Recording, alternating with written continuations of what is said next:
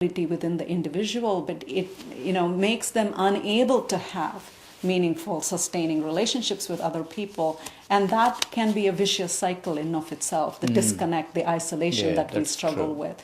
So even in times, the worst of times, I've been very, very fortunate to have a family that has always stood by me and loved me and supported me unconditionally.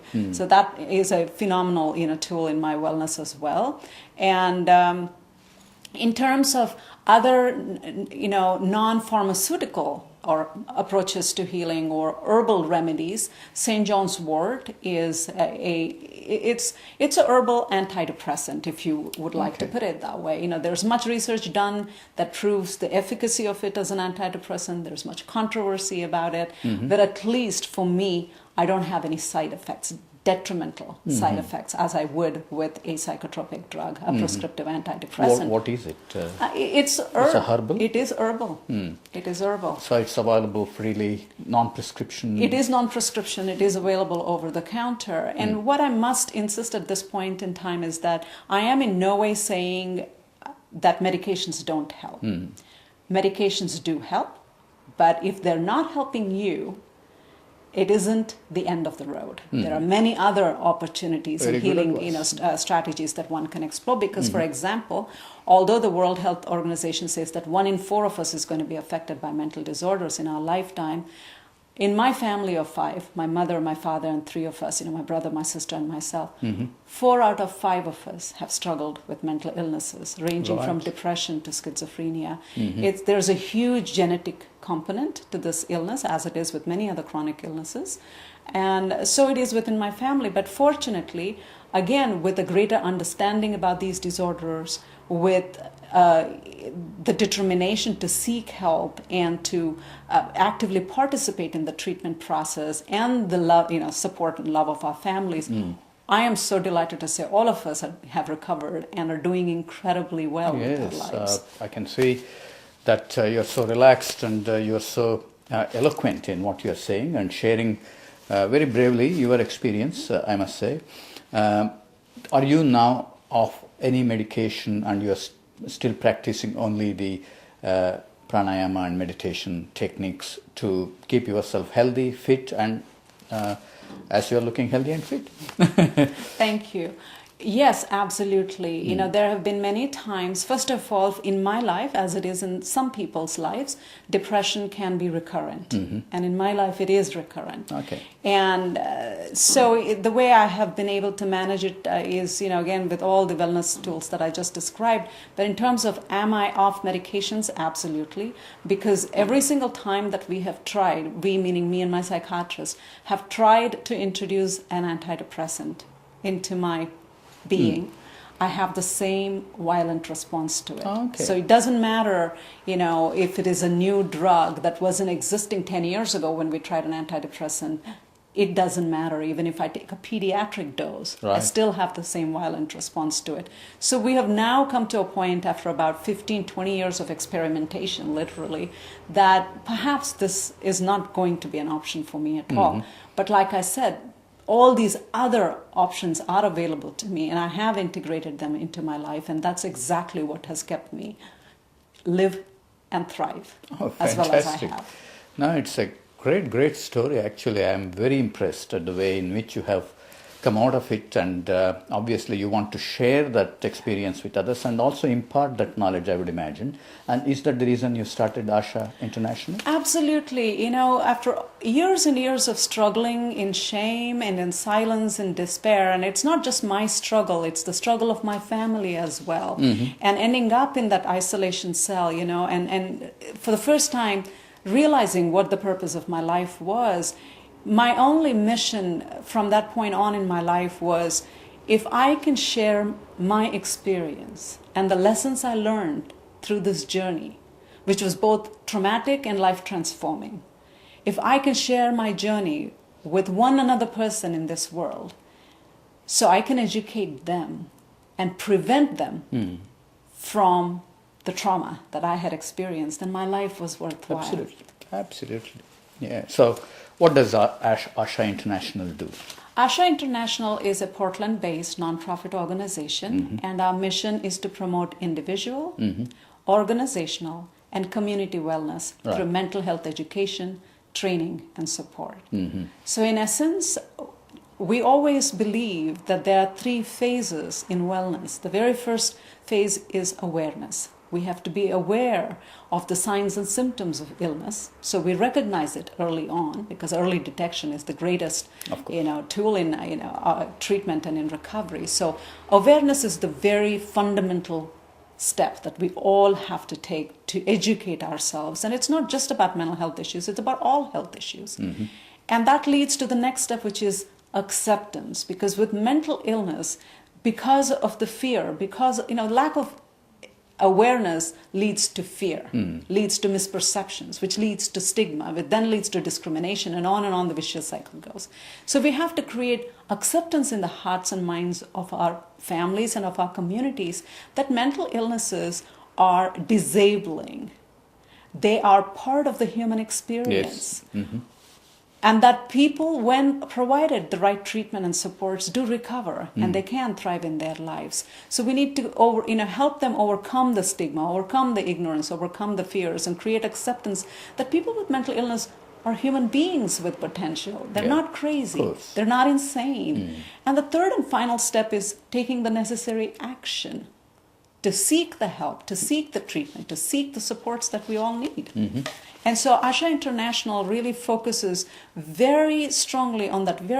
Of course, we focus on all 3 phases of wellness, but for us, promoting awareness is one of the most primordial goals, because we believe that knowledge is power. Of course. And ignorance is not bliss. It does imprison, and sometimes it can kill. Of course, yes. Well, what kind of projects ASHA International has undertaken so far? For example, we have a wide variety of educational programs. We have 4 main target audiences that we are focused on serving. The very first, target audience that we would like to reach out and educate is, of course, the individual that has been affected, but isn't yet completely knowledgeable about what mental illness is, how do they traverse from that journey from illness to wellness, right? And their family members. That's the second group of individuals that we want to educate and empower. And we also definitely want to educate healthcare providers, because there's a great amount of disconnect. For example, up to 40% of the visits to a general practitioner or a family physician are mental health related. Oftentimes, the individual does not know how to express them because they're afraid, or they're not aware quite exactly how to express. On the other hand, the general practitioners aren't trained to identify those early signs and symptoms and then connect the individual to the right resources. And there's not enough resources in the community, which, as you started the program with, is the reason why the Australian government and the people and the healthcare providers are pushing for legislation and for services and resources within the community to promote awareness, but also provide the services and the supports and the treatments that people need, people with mental illness need to get well and thrive in their lives and their communities. So, so these are the various, target groups that we present programs for.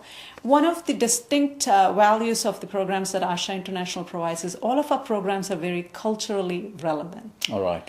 So, for example, what a person in India perceives to be mental illness or wellness may be different from what a person in America perceives to be illness or wellness.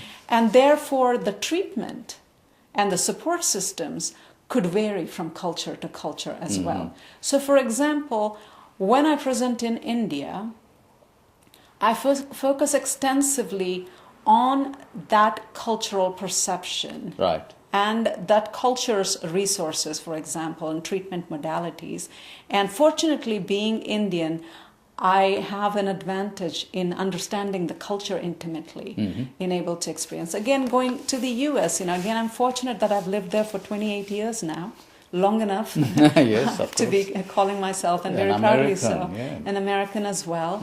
And what I find fascinating is that most people, and this is including healthcare professionals, all the way to families and individuals affected, and the people, just general community, what they find fascinating is this cross-cultural approach to healing. Because I always say that I'm the most luckiest woman in the whole world, because India gave me my roots and America has given me wings to fly. Yeah, well said. And what I mean by that is, while pranayama and yoga and transcendental meditation are all gifts from my Indian heritage, had I not lived in America, I wouldn't have had the opportunities to educate myself the way I did, the strength to remove myself from my cultural context and determine that I will speak out about these issues, that I will no longer be afraid of the consequences, of the reality, of the truth, that I do have mental illness, but I'm much more than that. I'm a human being with God-given potential. I'm not just depression. I'm Gayathri, the mother, the wife, the mental health advocate, and so much more. I have had opportunities and privileges that I've had in America that I might not have had access to had I been in India. And I see a lot of people struggling with that. But again, had I not been from India and been given these cultural roots and gifts, my life wouldn't be as enriched as well. And I have to also emphasize at this point that cognitive behavioral therapy, a specific form of therapy, has been profoundly helpful in my healing. Right. When you talked about the differences in culture, do you think that there is a big difference in the way in which these problems are addressed in Eastern culture as compared to Western culture, which has embraced modern medicine and quick fix, like if I take a tablet, I want to see myself well the next hour. Now, what happens for those people who want to practice meditation, pranayama, and such techniques, where they may not, many part of the Western society may not believe in such things? Well, fortunately, I think we are living in a global community anymore. I do believe that we live in a world without walls. And there has been so much research done, for example, specifically about transcendental meditation and its impact on well-being, not just physical, but mental well-being as well. And it is being more and more embraced, even in even in America, for example. There's a much greater awareness about the, whether it is pranayama or yoga or transcendental meditation or Tai Chi or, many of the Eastern modalities. So there's Are they interrelated, Tai Chi, meditation, and pranayama? Which is what I'm saying. I believe that every culture has gifts to offer us. We may, coming from India, be aware of a few. For somebody from China, they are aware of their own cultural, paths to well-being. And for somebody from America, they're aware of their paths to well-being. Collectively, as a global community, I think we could benefit from educating ourselves about all these various healing modalities and trying and practicing them to see which one works best. Because there is no one path to wellness. There are as many paths to wellness as there are people. And there certainly is not one pill that promises nirvana to every person. Right. So you say that they are complementary to each other. They are very much complementary. And I think, I use the word holistic because I do believe that as human beings, we are holistic beings. We are physical. We live in the physical realm. We live in the emotional realm. We live in the mental realm. We live in the social realm. We live in the spiritual realm. So I believe wellness can only be fostered when we address and nurture all these different aspects of our being. And what are the future projects of ASHA International? In 2012, we're really, really excited to announce that we are going to launch a signature program called Healthy Minds, Healthy Lives. And we're going to be presenting 20 presentations locally within the U.S. and internationally to promote wellness, to create greater awareness about mental health issues, to create greater acceptance that these are disorders that do affect human beings across the world, regardless of your age or race or gender or socioeconomic status or culture or, so it is our primary goal, again, through these, this signature program called Healthy Minds, Healthy Lives, is to create greater awareness about mental health, issues, but also, most importantly, to educate ourselves and the community about wellness. How does one live well? How does one foster wellness every day, in every way? Very important message. And of course, many of our viewers who may be having some issues with mental health, or know people, friends or relatives who may be suffering from mental illness, what kind of advice you would like to give them? First and foremost, I want to tell them, you're not alone. 1 in 4 of us is going to be impacted by mental health issues and neurological issues. And so the first message that I want to get across to our viewers is, if you or your family member or a friend or a colleague is struggling with mental health issues, you are not alone. The second most important message is that there's nothing to be afraid or ashamed about, that this is part of the human experience. And the third and very, very important message is, there's hope and there is help. You're not alone. There's plenty of hope and there's absolute help. But it requires us to seek help. Fantastic. And ASHA International, if any of our viewers would like to draw upon your experience and also some of the things that you have just mentioned in terms of helping those people, is there a website, a telephone number? Yes, absolutely. I would love for our viewers to come and visit me and my organization, ASHA International, at www.myasha, which is myasha.org.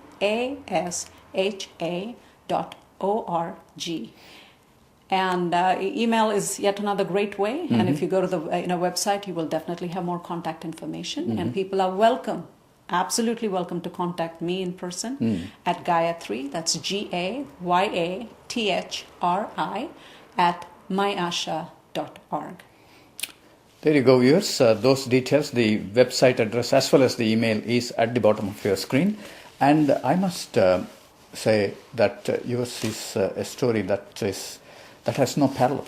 In fact, I am inspired by listening to your story, and the way in which you have explained it is absolutely mind-boggling and fascinating for me. And I'm sure it is fascinating to many of our viewers. And also, thanks for coming and sharing your story. Not basically because not too many people are able to share their story the way you did. And I'm sure this is going to help many, many people who are looking at this program. Gayathri Ramprasad, enjoy your stay in Sydney, and thanks for coming on our show and explaining all this to our viewers, and all the very best for future. Thank you, and thank you to all our viewers as well. I wish you wellness. Thank you.